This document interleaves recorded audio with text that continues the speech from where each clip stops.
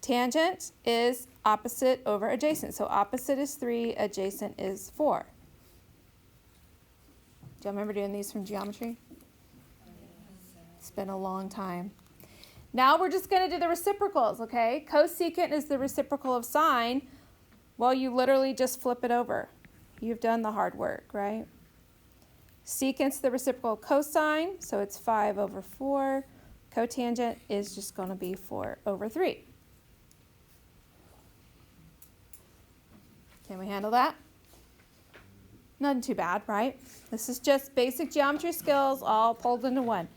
So let's try this one. Let's try B. I have a hypotenuse, so I have H. Here's theta over here in the left corner. So which side is 5?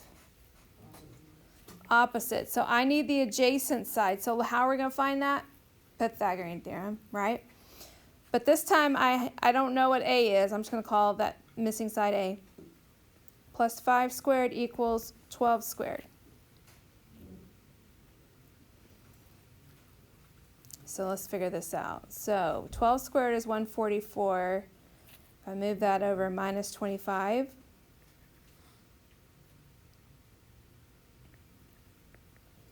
does that come out to be? 119?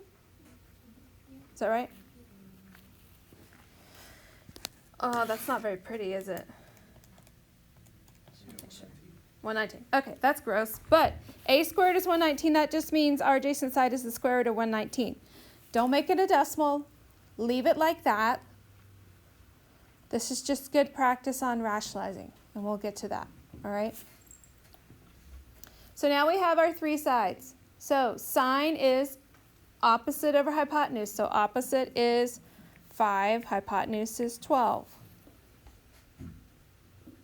Cosine is adjacent over the hypotenuse. And you can leave it. I want you to leave it like that. Don't make a decimal and a fraction. We don't combine like that. Now tangent is opposite over the adjacent. Uh-oh. Now I have to rationalize, don't we? It's nasty. But we can do this.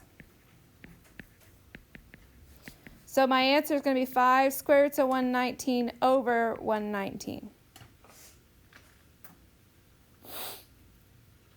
That's tangent. Now we can do our reciprocal ones. What's cosecant going to be? 12. Yeah, just flip it. 12 over 5. All right, secant is going to be 12 over 119. Uh-oh. I could do that rationalizing thing, right? So 12 times the square root of 119 over 119 is how we land it. You don't have to simplify any further than that. It's okay.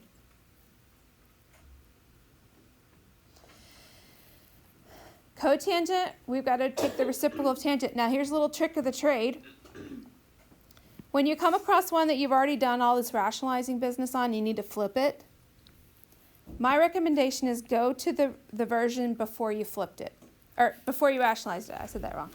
Before you did all the rationalizing and flip there. If you flip it there, it's square root of 119 over 5. And now I don't have to rationalize again, right?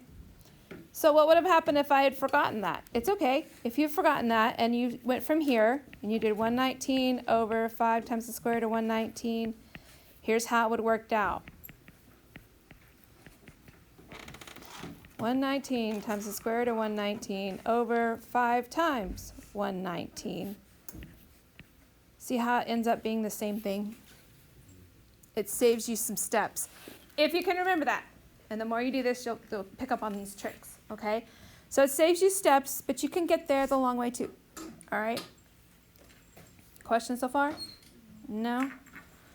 Okay. What about C? Let's look at C. What sides do we have relative to theta? Notice theta's over here. Yeah, we have adjacent and we have hypotenuse. So we need to find the opposite, right?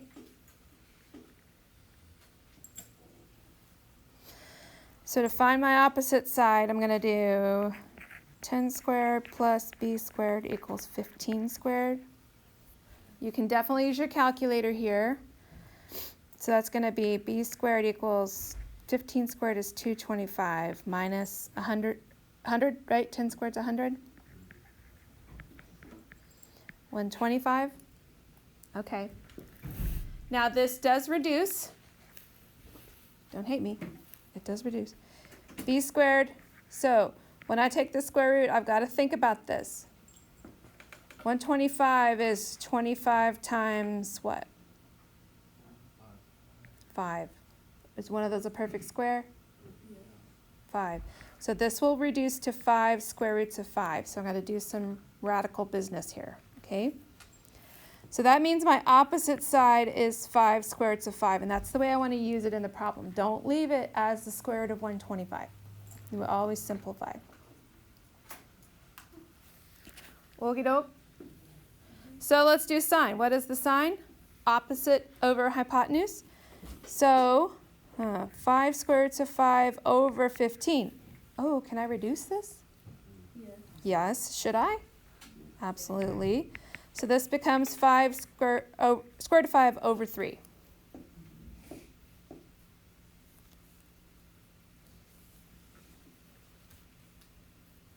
All right, let's do cosine. Cosine is adjacent over hypotenuse. 10 over 15. Divide them both by 5, and I get 2 over 3. Is that what you said? I heard somebody say something. 2 over 3.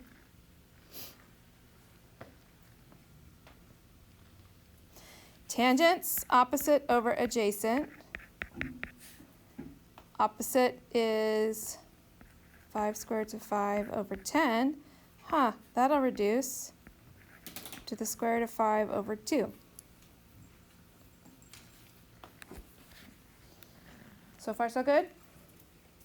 All right, let's reciprocate these. Cosecant is just the reciprocal, so I'm going to flip it. I'm going to flip the reduced one because smaller numbers are better, right? And rationalize, so I get 3 square roots of 5 over 5. That's my cosecant.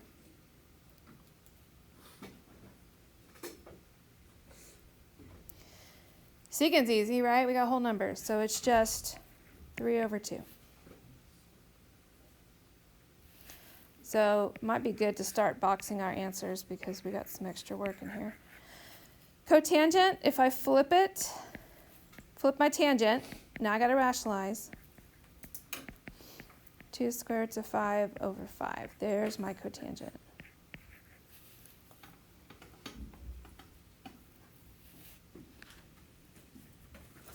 We okay?